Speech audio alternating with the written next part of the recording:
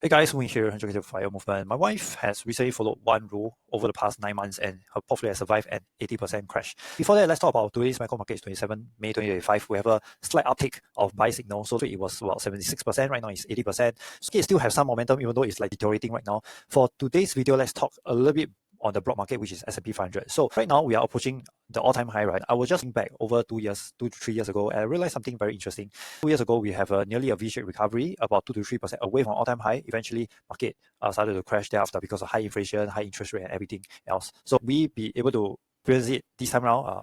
Only time will tell. Tentatively, everything seems to be okay because the recent breath trust has been a very promising indicator over the last 75 years. Other than 1930s, anything after 1950, it has been 100% positive. So as long as there's a breath trust of a lot of buy signals all coming in at the same time, the market generally has bottomed and eventually will start to have a V-shaped recovery, just need 20. But then at the same time, right, over the last 1 month, I've been getting whipsaw a lot and I started to like about this idea of positioning power, which means that you're having strong positioning power. It's just that when you are very conscious the market has already been bottoming, such as extreme fear, plus the VIX has spiked above 30, you probably know that the market has bottomed and yet you don't have the guts to enter the market at a very bargaining price. It's called like positioning power. As long as we are able to do that, then we have strong positioning power. We often think that probably there's just two ways for us to outperform the market. Either we win more or we lose less. And both are equally important as well. Let me just carry on to talk about my wife. But before that, let's talk about a student first. A student recently has crossed his 20K USD options premium mark with us, which means that over the past about 9 months or so, he has generated 20K USD by using the 100K to fire evergreen wheel strategy method. And he's somewhere in between of me and my wife. So my wife, right, he's a very compliant person, often just follow the evergreen wheel strategy from day one. So doing this, not fancy over any new things or whatever, portfolio is currently around break even, despite the ETF has dropped 80%.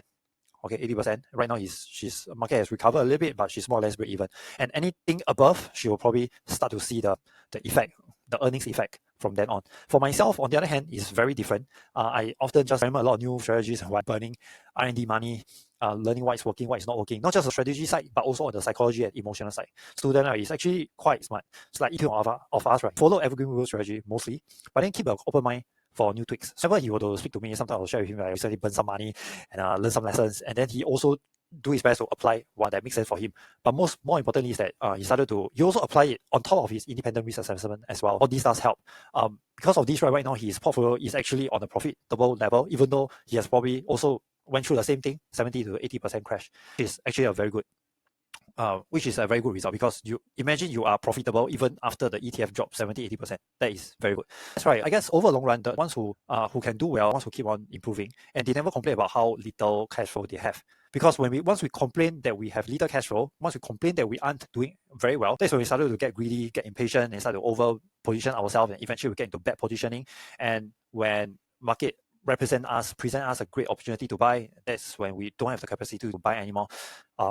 So the ones who keep on asking ourselves, that how might we win more or lose less every single day. Recently, I started to build on my next version on a strategy ecosystem 3.0. I haven't released 2.0, but I already realized a certain flaw in it based on the psychological factor of it. Like pricks our greed a lot. I want to make sure that me, together with my students, we don't tempt ourselves with greed. So that is why I fast forward towards 3.0. This week, I came across something very beautiful on Xiao Hongshu, a single mom taking care of her son who has went through 3 times the heart surgery. And the husband just and then left them by themselves. That's why she's a single mom.